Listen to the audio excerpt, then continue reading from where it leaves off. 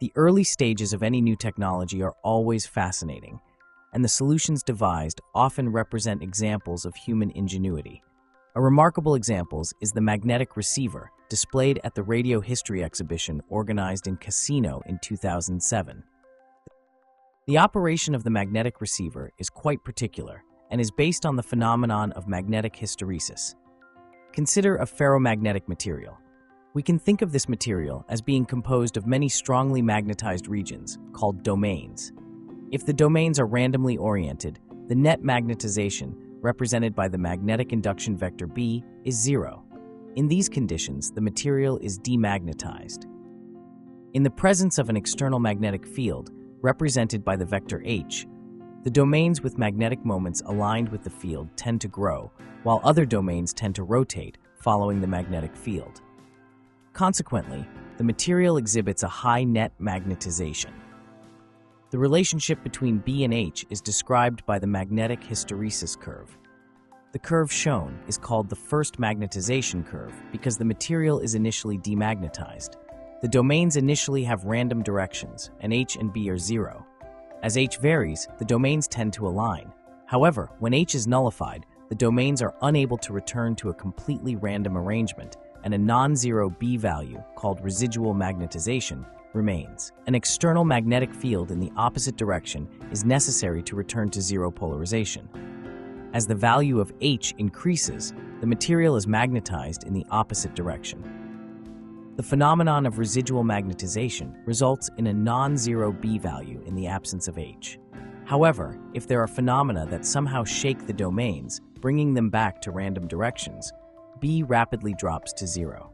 These variations can be detected by measuring the current across a small metal loop. In the magnetic receiver, a spring-loaded device moves a toothed wheel connected to two wooden pulleys, which in turn drag a small braid of silk-coated soft iron wires. Two permanent magnets are arranged such that they create a null magnetic field at the center of the two magnets. The wire passes through a coil consisting of many metal loops in series. The coil is connected to the antenna. A second coil, concentric to the first, is connected to an earpiece.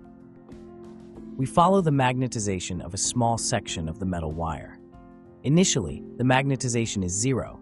As the wire flows, the section encounters areas with a magnetic field whose intensity first increases and then decreases. At the center of the magnets, the magnetic field H is null, but due to the phenomenon of hysteresis, there is still residual magnetization B on the wire section. Continuing to flow, the wire section reaches null magnetization and is subsequently magnetized in the opposite direction. We return to the center, where the external magnetic field H is null. The signal received by the antenna reaches the wire section that crosses the area at the center of the magnets and shakes the domains, which randomly rearrange, causing a sudden change in the material's magnetization. This change generates a current pulse in the coil connected to the earpiece, detected as a click by a listener. The magnetic detector finally allowed for the reception of signals on ships.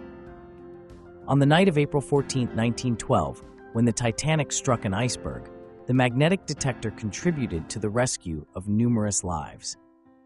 This event had a huge media impact and marked a turning point in the perception of radio's usefulness, although no one could have ever imagined the potential of this new, astounding invention, which was the radio.